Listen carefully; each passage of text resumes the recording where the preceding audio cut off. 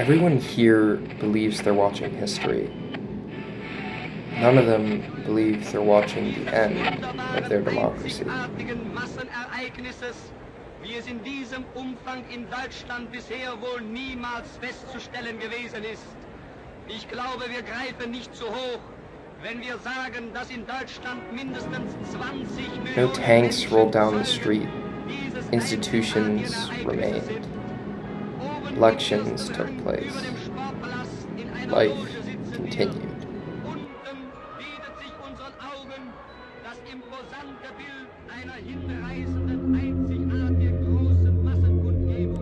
The question isn't whether history repeats itself, it's whether we recognize the moments that become history.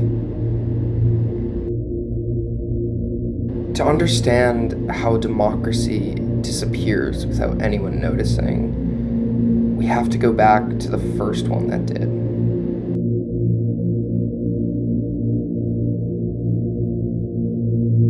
For nearly 500 years, Rome wasn't an empire. It was a republic. Power was divided. Leaders served limited terms. Citizens voted.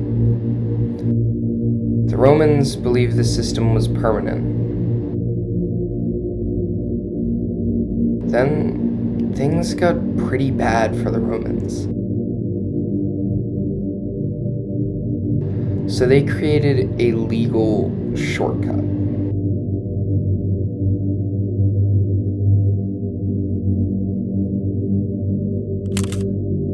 This is Lucius Cornelius Sulla, the first temporary dictator of the Roman Republic. Emerged in a time of crisis, acting as a sole authority. Nothing illegal happened. The law just changed, temporarily. And when the crisis ended, Sulla stepped down. The Republic continued because that was the point. This introduced not an immediate fall, but a precedent. A map of how every future crisis could be resolved. Precedent that citizens would accept. The rules were still there, but easier to bypass. Citizens continued to be engaged because participation meant protection. And by the time the system finally changed, it no longer felt like a break.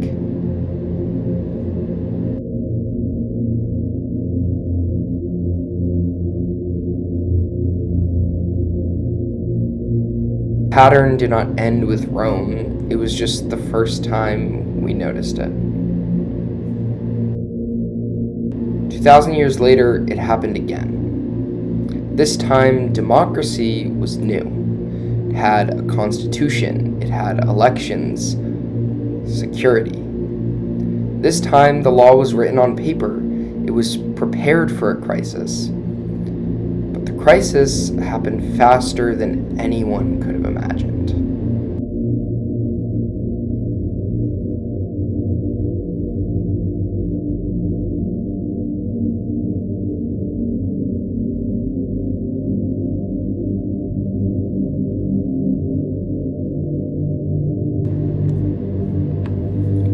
Much like Rome, Germany introduced a legal shortcut, a clause allowing the government to suspend rights during an emergency. But of course, this time, it would just be temporary.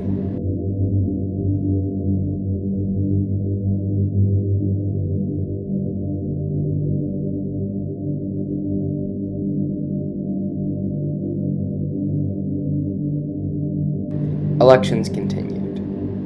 People still voted.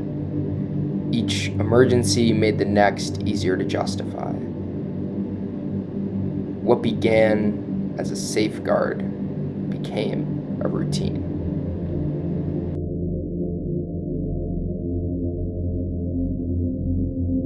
This is the danger of democratic decline. It doesn't announce itself.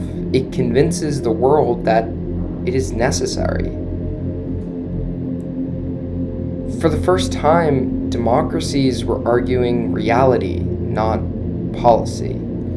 Politics became constant, not an occasional discussion. Do you want to know the funny thing about constant politics?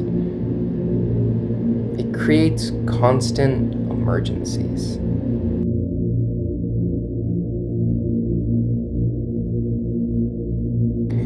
Every moment feels urgent.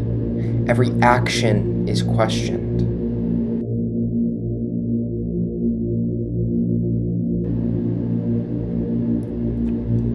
When we begin to see the collapse of a democracy, people still vote. People still live their lives. People act normal. But the system does what it always has: centralizes its power. People don't disengage, they polarize. They fight each other, not the system. It is noticed, but once it's noticed, is it already too late? Is there anything the citizen can do?